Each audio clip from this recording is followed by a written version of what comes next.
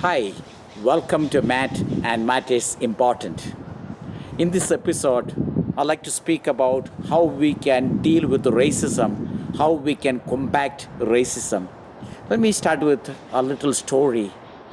There was a park and there was a balloonist selling different multicolored balloons. In order to attract the attention of the children, he would release a balloon from time to time. So first he released a white balloon and some of the children gathered around him and applauded.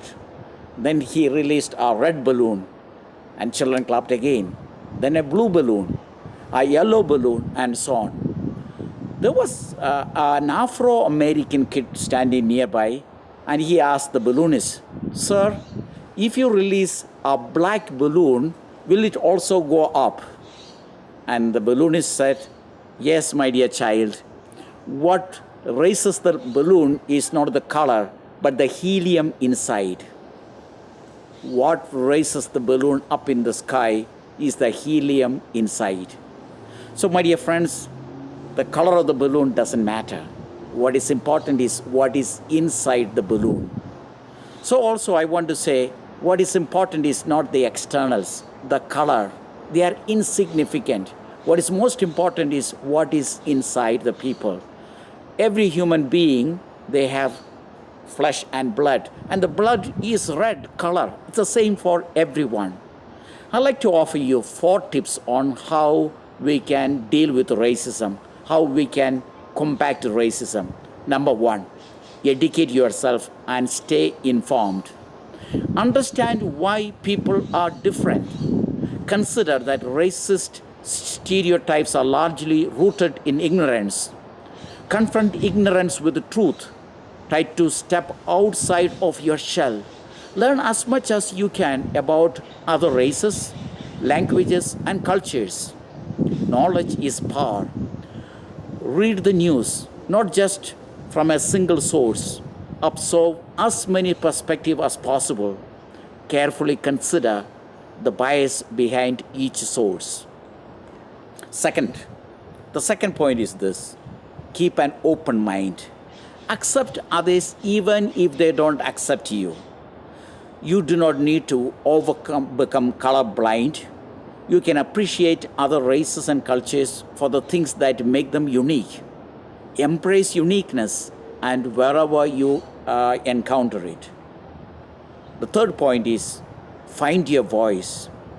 It is important to speak up for the different races, different language groups, different culture groups.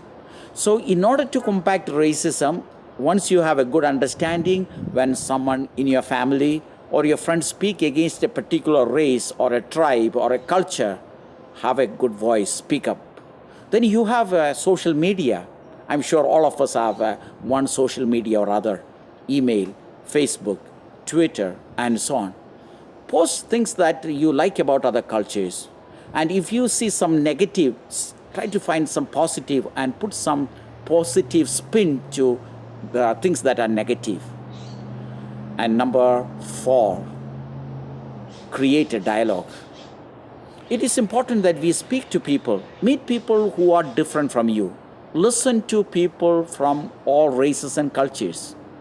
Find the things that you have in common and seek to understand what divides you. Strive to create a peaceful and respectful conversation about racism, a conversation that includes and empowers everyone.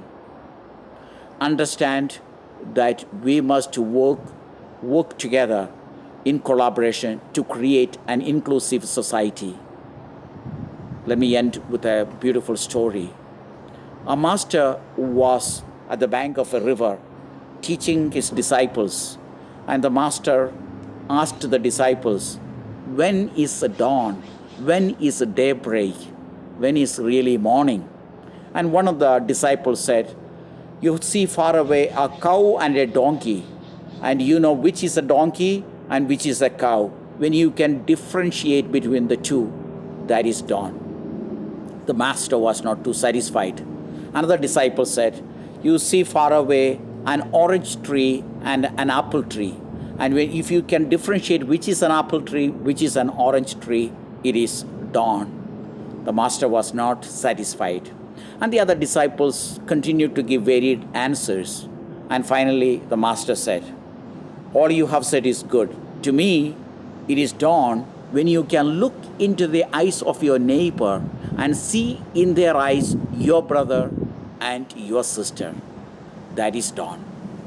Friends, when you are able to look into the eyes of your neighbor and see in their eyes your own brother, your own sister, and that is dawn, that is daybreak. And my prayer for you and for me is that we will have dawn in our lives. Let there be a daybreak.